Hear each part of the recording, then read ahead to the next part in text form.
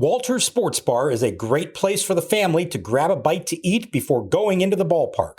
$5 kids meals from 4 to 7 p.m. with the purchase of an adult meal. Walter's is located across the street from Nationals Park. Insurance isn't a one-size-fits-all, and shopping for it shouldn't feel like squeezing into something that just doesn't fit. That's why drivers have enjoyed Progressive's Name Your Price tool for years. With the Name Your Price tool, you tell them what you want to pay, and they show you options that fit your budget. Enough hunting for discounts, trying to calculate rates, and tinkering with coverages. Maybe you're picking out your very first policy. Or maybe you're just looking for something that works better for you and your family. Either way, they make it simple for you to see your options. No guesswork, no surprises. Ready to see how easy and fun shopping for car insurance can be? Visit Progressive.com and give the Name Your Price tool a try. Take the stress out of shopping and find coverage that fits your life on your terms. Progressive Casualty Insurance Company and Affiliates. Price and coverage match limited by state law. Spring is packed patios, parties, wedding weekends, and RK Zero Proof keeps you in the mix without the morning after regret. As the original Zero Proof Spirits brand, RK's warm molecule gives you that real deal burn of whiskey or tequila with none of the alcohol. 0 calories, 0 sugar, and a whole lot of freedom to enjoy the moment. Sip smarter this season at rkzeroproof.com. That's rkzeroproof.com. Here's the set by Cavalli. The 1-0 pitch on the way, swinging a ground ball to third. Tata fields to second and Nunez. Relay to first. The stretch by Garcia. He's out at first. It's a double play, and the inning is over. Abrams off second. Nunez off first. The pitch swung on it high in the air to right field and deep. O'Neill moving back on the warning track. At the wall, he leaps, and it is gone. Goodbye. Into the Nationals bullpen. Bang! Zoom goes Keibert Ruiz, a 3-run home run.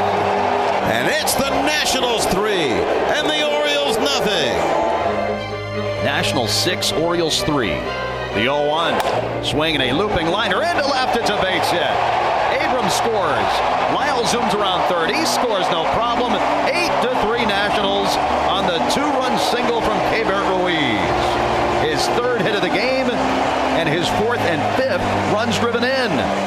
Been getting great results lately, and I just got to keep going and keep working, keep getting better, and control what I can control. Just want to give our fans a huge shout out. Like just today, yesterday, they said there was like over 38,000 here yesterday and over 40,000 here today.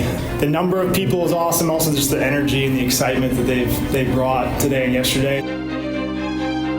And welcome to Nats Chat. I'm Al Galdi, host of the Al Galdi podcast. I'm joined by Washington Nationals insider Mark Zuckerman of natschatpodcast.com. He's at Nationals Park. And isn't it funny how things work out? The Nats on Saturday for Game 2 of their 3-game series against the Baltimore Orioles at Nationals Park drew a sellout crowd of 40,559. Why? Well, a big reason why. This was a game at which the Nats gave away a bobblehead of Washington Capitals winger Alex Ovechkin to commemorate him hoisting the Stanley Cup at Nationals Park at a game in June 2018, a game after which Ovi and many of the Caps players famously took over Washington, D.C., including, as you may recall, swimming in the Washington Harbor fountains in Georgetown. The Caps winning the Cup in 2018 ended what had become known as the D.C. Sports Curse, which was about the lack of success for the Redskins, Nationals, Bullets/Wizards, and Caps since the end of the Skins' glory days of the 1982 through 1992 seasons. Well,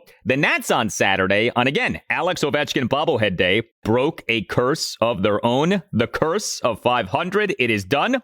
A 13-3 blowout of the Orioles, ending the Nats' 15-game losing streak when having the chance to get to 500 in a regular season. The Nats in this regular season now are 500 at 23 and 23. This installment of Nats Chat brought to us by the Golf Yards in Boston. With the Nats' unexpectedly strong start, the Nats are proving that offseason and spring training pay off. Bring that same year-round focus to your golf game at the DMV's premier indoor 24/7 performance club. Visit thegolfyards.com. What an offensive showing by the Nats on Saturday. And Mark, I was thinking, in honor of the curse of 500 being over, perhaps you, me, and Tim Shovers should go swimming in the fountains of Washington Harbor and Georgetown to celebrate the end of the curse of 500.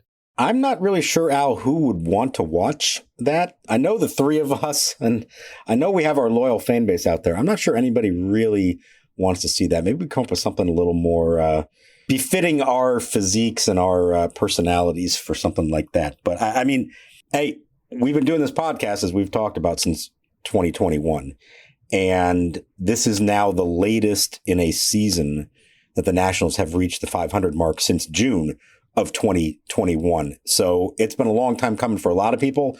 And I think the three of us are very high on that list. We've been waiting for, 5 years since we started this thing to be talking about a team that was competitive to this extent and beyond just the first, few weeks or month of the season. Now, who knows where it's going to go from here, but the fact that they got there on May 16th to get to 500, it feels like a big step for the organization. Who, by the way, do we credit for these great promotions in this series so far? Because these crowds have been outstanding. Hot Dog Night on Friday night, Alex Ovechkin Bobblehead Day on Saturday. Both crowds, sellout crowds, 38,912 on Friday evening, 40,559 on Saturday. Who gets the gold star for this? Because clearly these promotions have been wild successes. Yeah, I don't know if I have a specific name for that. A lot of these things are planned out way in advance. Some of them come together a little more, closer to the game. I will tell you that on Saturday before the game, I actually had a long talk with Jason Sinaraja, the new team president for business operations. He revealed that he is a loyal listener to the podcast, and he enjoyed our conversation yesterday about Hot Dog Night and how the crowd was. And he sought me out and wanted to talk to me, both to, say that he's enjoyed the podcast, but to also talk about what some of their business strategy has been since he took over. Now, he didn't take over until pretty late in the offseason, so I don't know that there was a lot of time to make a lot of significant changes. But I think the one of the few things that I got from him that I thought is worth sharing is that he did point out that they are really trying to make an effort to focus on Friday nights and Saturday afternoons or Saturday evenings as big promotional games. When they have a big thing, whether it's a bobblehead, they have some concerts coming up, the Hot Dog Night, some other things that are on the horizon, they're really focusing on Fridays and Saturdays and recognizing that that's a great opportunity to appeal not just to the diehards who listen to this podcast and who are here all the time, but the casual fans who sometimes need that little motivation, something extra to want to come to a park. And you always have the best environments on those weekend games. And so that has been a calculated attempt on his part and the organization in general to really focus on Fridays and Saturdays. We'll see how it goes the rest of the way. They've got more things planned. As we've discussed, there is a different energy to some of this. And of course, when the team's playing well, it helps a lot. We could say that these were great promotions and good crowds, but if they lost these two games, we may be talking about how the Orioles fans were making all the noise and not the Nats fans. And what was the point of the promotions if the team isn't any good? So they go hand in hand. And I do think there is a real concerted effort now with Paul Taboni as the president of baseball operations, Jason Sinaraja as the president of business operations.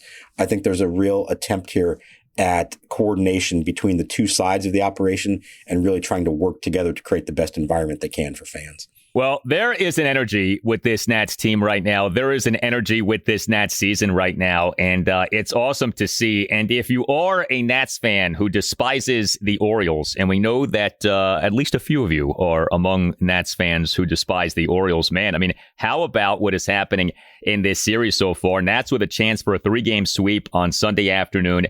The Orioles, off spending a ton of money since the end of last season, have become one of the biggest disappointments in MLB, and the Nats on Saturday humiliated the O's 13-3 as the Nats offense again was outstanding. 13 runs, 13 hits, which were 3 home runs, 5 doubles and 5 singles, 4 walks, 6 for 16 with runners in scoring position. And did anybody have a better Saturday than Keibert Ruiz? He is the Nats starting catcher and number 7 batter, 3 for 5 with a 3-run homer, a double, and a 2-run single. But it wasn't just that. He had a stolen base, and it wasn't just that. He had ABS success in this game. Keibert Ruiz could do no wrong in this game. But specific to the batting, a 3-run second for the Nats. Ruiz, a 1-out 3-run homer to right field for a 3-0 Nats lead. Now, the homer per StatCast had a projected distance of just 366 feet, so we should point that out. But hey, a home run is a home run. And Ruiz in the Nats 7-run 7th, 1-out, bases loaded, 2-run single to left field for an 8-3 Nats lead, and a steal of second base on a double steal with Nasim Nunez, who stole third base. The pitch low, throw goes to second, not in time. A stolen base for the Nationals. In fact, a stolen base times 2, a double steal.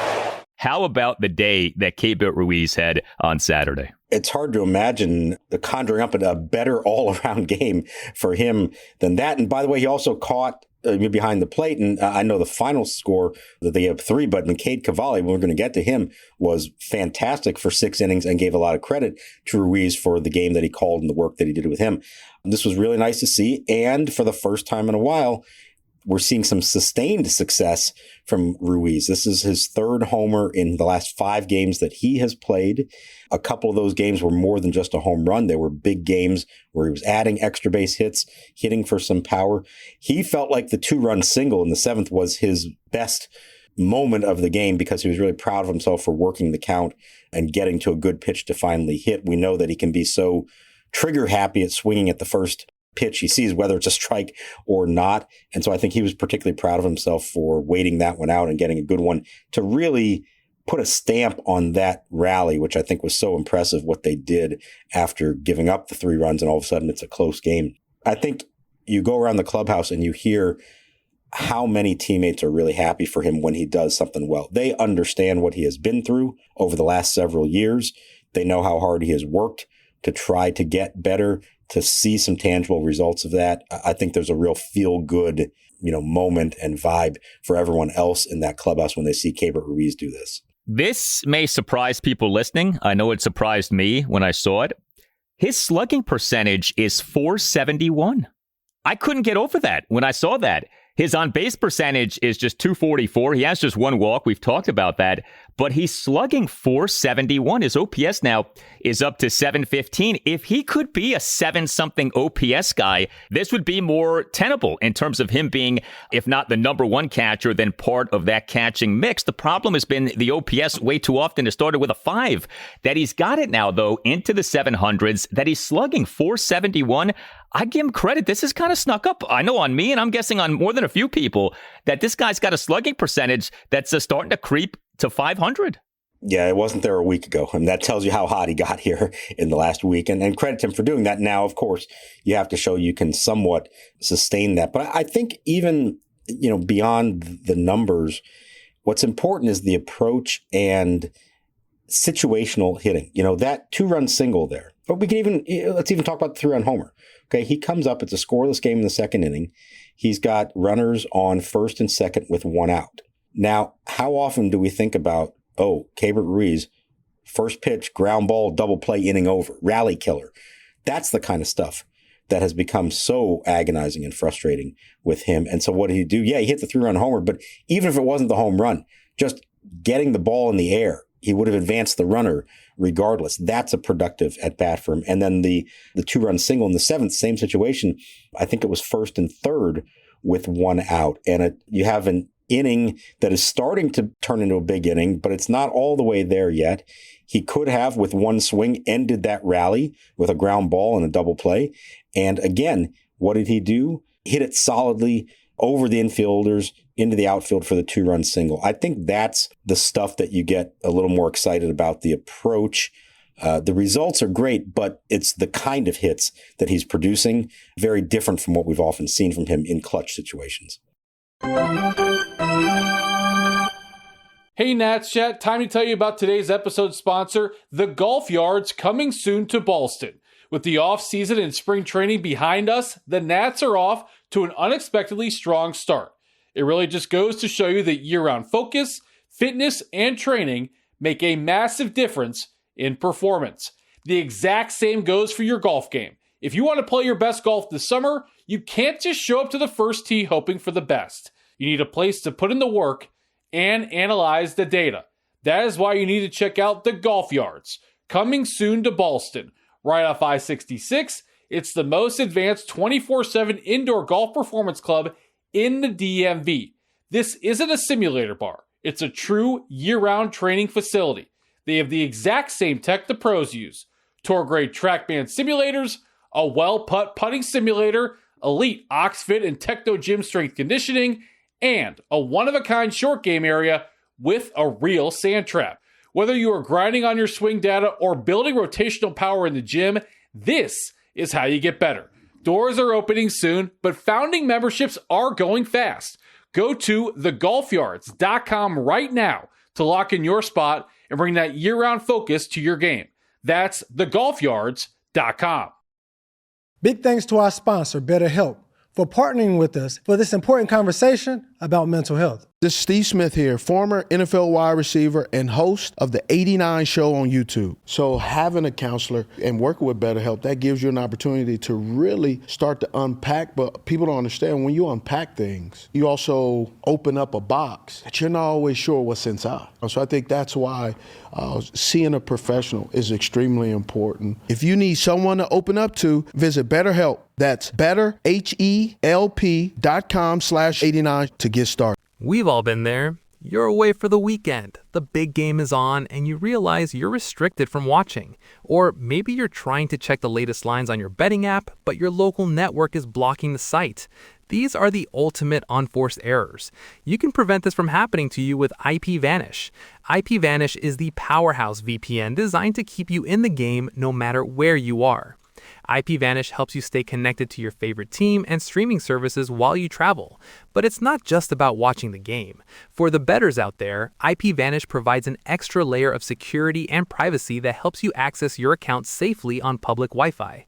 Plus, IPVanish is lightning fast, so you won't have to worry about lag during those crucial live betting moments. Right now, get a massive discount at IPVanish.com. That's IPVANISH.com to get started today. Secure your play and go to IPVanish.com. Now the pitch. Swing and a drive-by House to deep left field toward the line. Ward going back, and it is gone. Goodbye. A home run. It hit the railing over the flower bed and Karen back in. Ward threw it in, but it is a home run for Brady House. Well, he didn't start the day in the lineup, but he's finishing it strongly. An RBI double, and now, bang, zoom goes Brady House. A two-run homer. It's his 7th of the year. He's driven in 3 runs. And the Nationals continue to pour it on. It's now Washington 13 and Baltimore 3. The Nats' 2 other home runs in this game came from Brady House and Jacob Young. I love what House did in this game. He came off the bench to pinch hit and play third base. He ended up going 2 for 2 with a 2-run homer and a double. I mean, how great is that? 6 total bases on a day in which it didn't even start. Now, the way manager Blake Butera is doing things, House probably expected to play at some point, but you come off the bench and do that. That's terrific. Jacob Young helped to make the game a laugher. He is the Nats starting center fielder and number 9 batter, 2 for 4. 3-run homer and a single. Young in the Nats 7-run 7th, a 2-out 3-run homer to left field on a 1-2 pitch for an 11-3 Nats lead. C.J. Abrams as the Nats starting shortstop and number 4 batter, 3 for 5, RBI double, another double and a single. Abrams in the Nats 1-run third, a 2-out RBI double to the right center field gap on a 1-2 pitch for a 4-0 Nats lead. James Wood, he is the Nats starting right fielder and number 1 batter, 1 for 3 with a double, a walk, and a hit by pitch. What's funny about this game, Nats up 4-0. The lead gets cut to 4-3 with a 3-run 7th by the Orioles. This was not a blowout for the majority of the game. And then the Nats respond, as they have done so often this season, with a big inning. The Nats respond to the opposition scoring by the Nats themselves scoring a 7-run bottom of the 7th, and then the Nats tack on 2 more in the bottom of the 8th, and the Nats go from leading 4-3 to leading and winning 13-3. 9 runs for the Nats over their final 2 innings in terms of innings in which the Nats hit the 7th and 8th innings.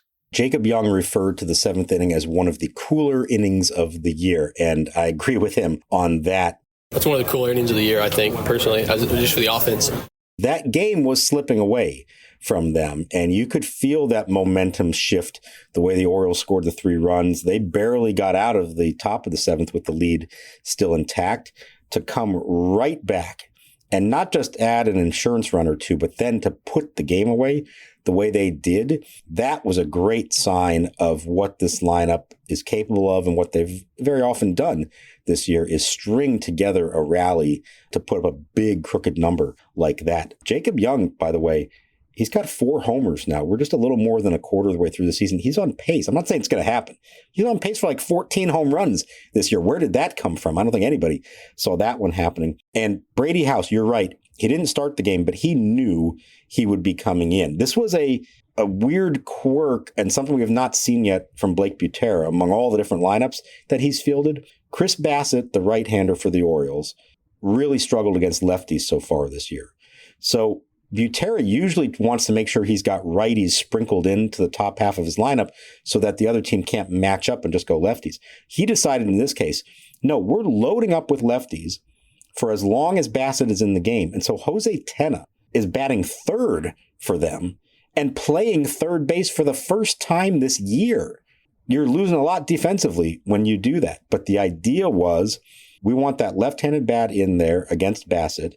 And then the moment Bassett's out of the game, you figure, okay, Brady House is going to come in. And that's why Tena was hitting third, because that's usually House's spot in the lineup. So the focus there wasn't who's my number 3 hitter to start the game, but who's my number 3 hitter going to be to end the game. Now, Tena didn't do much offensively. That part of the equation didn't work out, but it did work perfectly for House to then come in to pinch hit for him and deliver the RBI double that was really big to get that rally started. And then, of course, a 2-run homer the following inning. So that was played pretty well, and that was calculated all along by Butera to do that in that manner. That is the Nats' new process, and it is lovely to see how it continues to work. If you are a fan of RBI, Keibert Ruiz, 5 RBI, Jacob Young, 3 RBI, Brady House, 3 RBI. House now is the guy who you really want to see get going. James Wood, CJ Abrams have been really good. Dalen Lyle clearly has gotten going. Brady House, can we get him truly going? Terrific game on Saturday. How good would it be to have Abrams, Wood, Lyle, and House all going well at the same time? I don't know that we have ever had that. Could we maybe possibly get that here in the coming weeks? Yeah, it would be wonderful. You know, House got off to that great start to the season, but Lyle wasn't there yet. Even Wood had a slow first week before he started to get hot. So, yeah, it would be absolutely fantastic to get that all going at the same time. And you know, Brady House is very much an unfinished product right now. He is not a sure thing. We even talked, I don't know, a week or two ago about, is it possible that he could even be under consideration for a demotion if he didn't get it going? Well, obviously, he's gotten it going again, so that's, you know, a good sign of that. You know, how many guys are we really sure are a part of this thing long term or not? Brady House is not in that category yet. You want him to be the guy, but he has not fully proven himself yet. And so obviously it's an important year for him, but I think even more so, like, important to get this going here soon and not make that early couple of positive weeks seem like a mirage from a long time ago and not even give them any reason to question whether he should be considered their third baseman in the short term and the long term.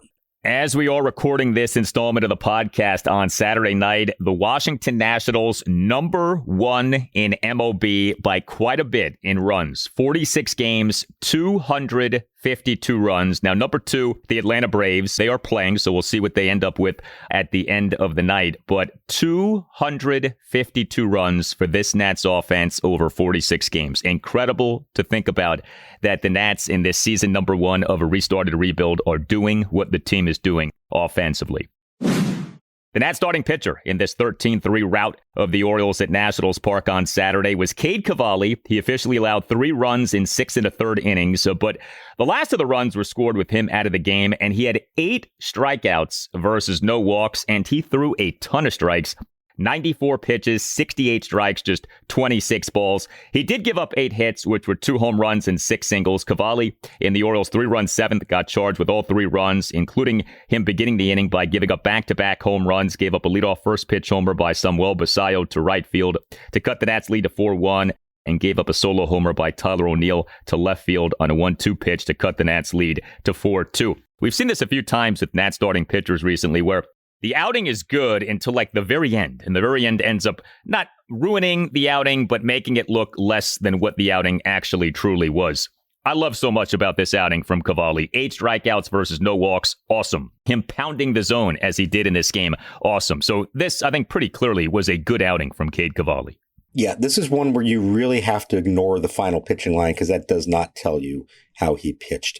For those 6 innings, fantastic. You just outlined it all. I'll add more to that, which is his velocity was up. He was averaging, I think, 97 with the fastball. He topped out at 99 and was commanding it well. And he said that, we obviously haven't seen it here because of the injuries, but he said when he has actually been healthy for a sustained period of time, he feels like that naturally happens for him, where the velocity starts to go up as the season goes on and as the weather heats up. So I think that's a great sign. It's kind of been how I progressed throughout a season as well. I think if you look back at when I'm healthy, a little bit as the year goes on, the strength gets there and the velo stays there. And also on the warm days, it's a little easier to stay warm.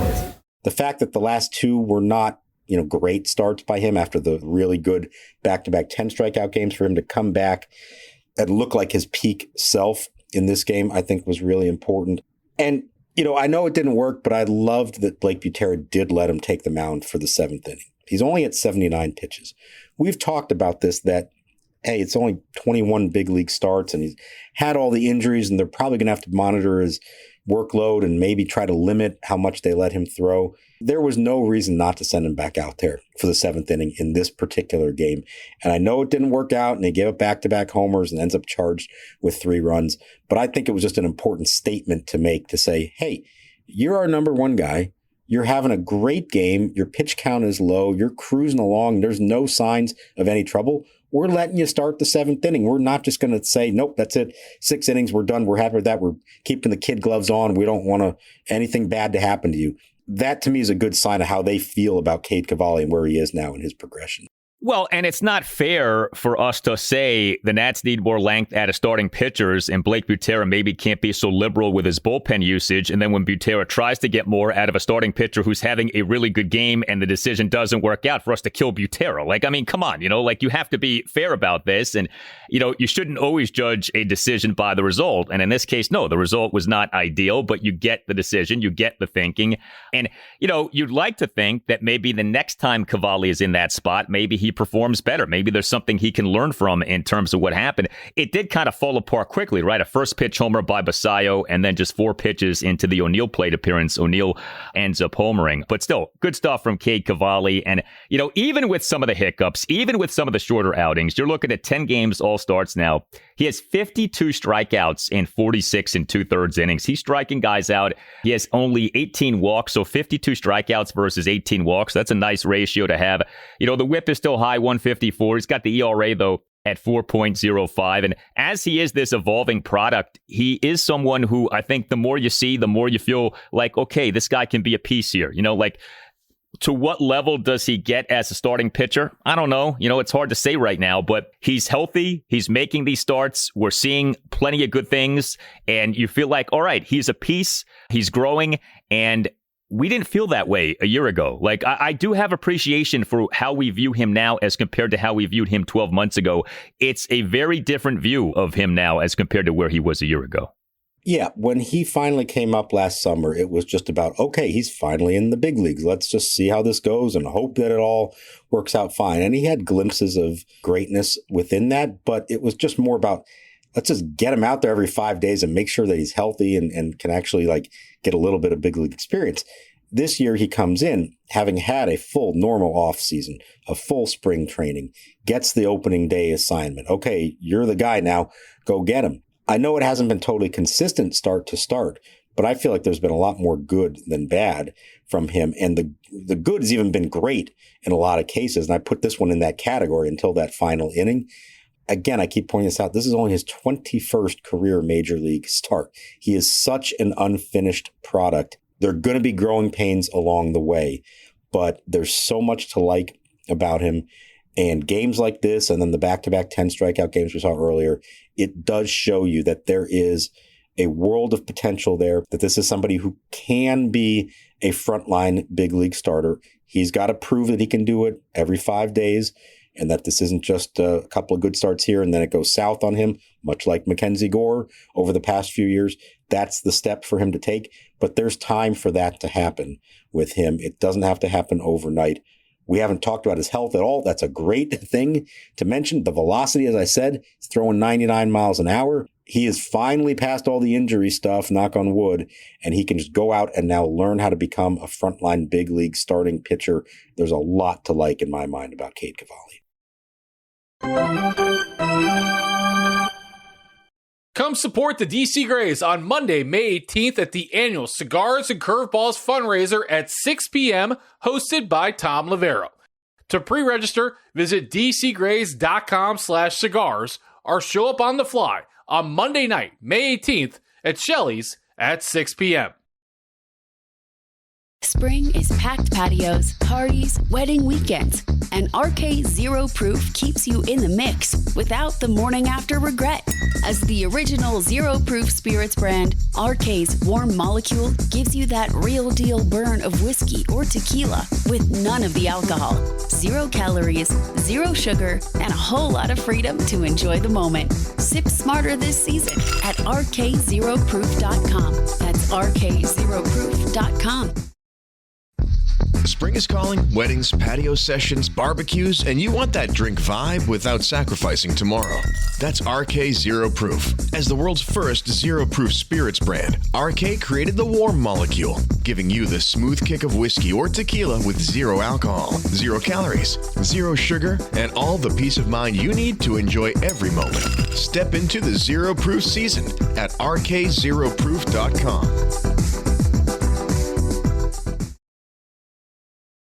Now the pitch, swing and a fly ball, left center field. Jacob Young, Dalen Lyle. It'll be Lyle this time there, and he makes the catch, and a Curly W's in the books. Emphatically here this afternoon at Nationals Park. Our final score, the Washington Nationals 13, the Baltimore Orioles 3.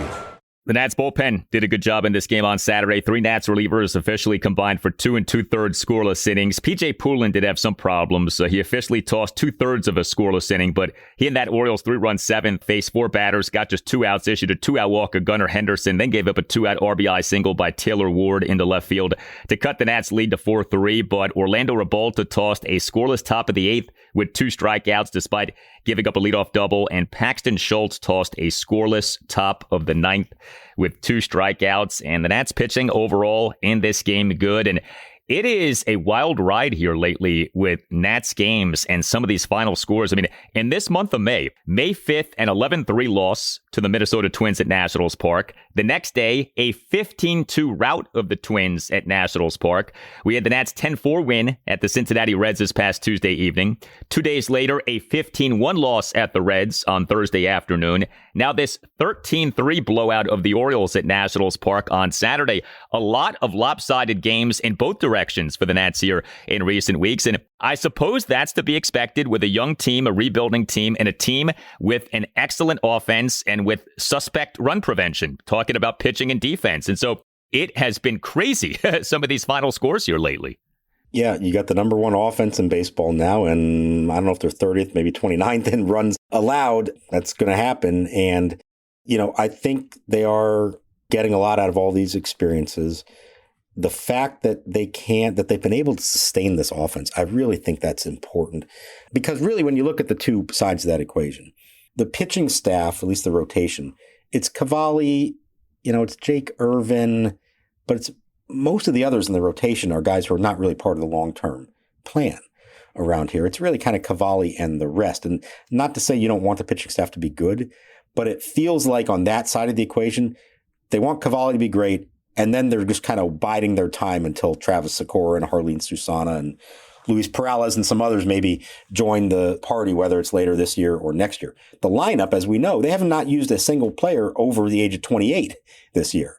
So that is full of potential long-term pieces of the puzzle. So given who they're putting out there on a daily basis, if you had to choose between one or the other, which would you rather have, a good offense or a good pitching staff? Right now, I'd say good offense. That, to me, means more because these are the guys who, in theory, are going to be part of the next team that wins around here. And then you've got the offense solved, and now you're just waiting for the pitching staff to catch up to them here in the next year or two.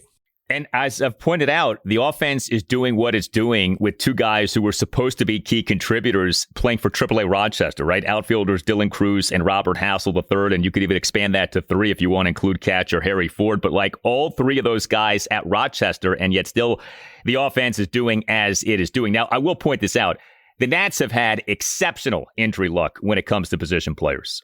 If you want to see the opposite of that, look at the Orioles and look at all of the key position players who the O's have on injured list. So there is an element here of the baseball gods smiling down on the Nats in terms of injury luck for position players. Nats have had some injuries with pitchers. So, I think we should acknowledge that. But whatever. I mean, the Nats are due some good luck. So much bad luck for the Nats since the team won the 2019 World Series. So no apologies necessary. And the offense has just been outstanding.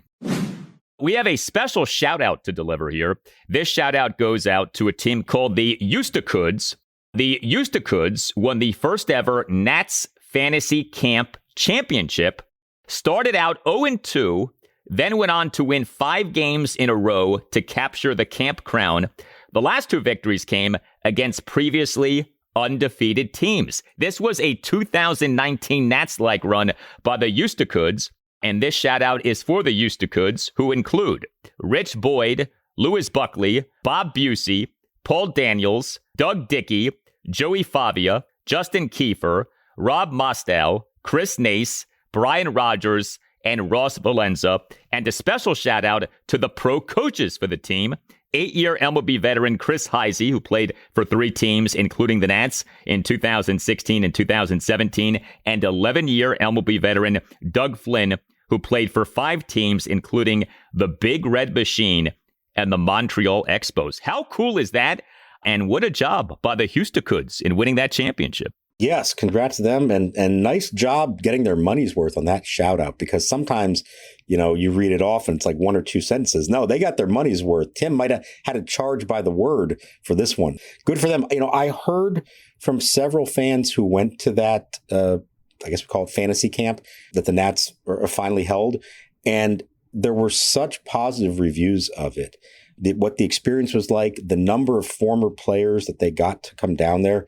A lot of teams have done this for a lot of years. The Nats, as we've talked about, they've been here over 20 years now. It takes that much time to build up the alumni base of players and a fan base that you can start holding these kinds of events and really have a good showing of people at them. So I was glad to see them do it. And I was glad to hear from the people that I've heard from about this, that it was a well-received event that they held. And congrats to the champions of that league. It sounds like it was quite the impressive run they put on down in Palm Beach. And there must be a story, and I don't know if it's G-rated, but there must be a story behind the name Houston, okay? Like something must have happened. Somebody must have said something at some point. Perhaps it was in the late night hours to come up with that name, Houston. But wow, what a job by them. And I mentioned Chris Nace. Chris Nace, a longtime sponsor of my podcast, the Al Galdi podcast. Chris Nace, one of the top attorneys in the Washington, D.C. area, the Nace Law Group, accident and injury lawyer. So congrats to him, a guy who played baseball at a very high level, and congrats to the Houston. This installment of Nats Chat is brought to us by a great sponsor, the Golf Yards in Ballston. With their unexpectedly strong start, the Nats are proving that offseason and spring training do pay off. Bring that same year-round focus to your golf game at the DMV's premier indoor 24/7 performance club. Visit thegolfyards.com. You tell us what you think. Hit us up on X at Nats_chat. You can find us on Blue Sky at Nats Chat Podcast. We'd especially love to hear from those of you who have been at Nationals Park at least once over the first 2 games of this series against the Orioles. Again, tremendous crowds at Nationals Park so far this weekend. You could also email us, natschatpodcast@gmail.com. Nats Chat is on the radio Sunday morning 9 to 10 on ESPN Richmond, which is 106.1 FM in the Richmond, Virginia area, and Sunday morning 9 to 10 on ESPN Radio 94.1 in the Virginia Beach area. The Nats go for the sweep on Sunday afternoon. Game 3 against the O's, 1:35. Miles Michaelis versus Brandon Young is your pitching matchup. For Mark Zuckerman, I'm Al Galdi. Thank you for listening, and we'll talk to you next time on the Nats Chat Podcast. 1-2 pitch. Young swings, clocks one to left field. This is deep, out by the left field wall. It is gone inside the left field foul pole. It is all Nationals on the 3-run homer from Jacob Young. He makes the slow trot around the bases with the Nationals leading 11-3. Carlson will make his way to the neutral ice, dropping it for Dylan Strome. He and Chikrin will team up and glide through center. Right side to Wilson. Centered up. Ovechkin has it. He scores! He scores! Alex Ovechkin scores 895. There's a new goal-scoring champion, and his name is Alexander Ovechkin. He has done it here on Long Island. His teammates mob him. There is but one. Alexander the Great, the greatest to ever do it in National Hockey League history. Spring is calling. Weddings, patio sessions, barbecues, and you want that drink vibe without sacrificing tomorrow.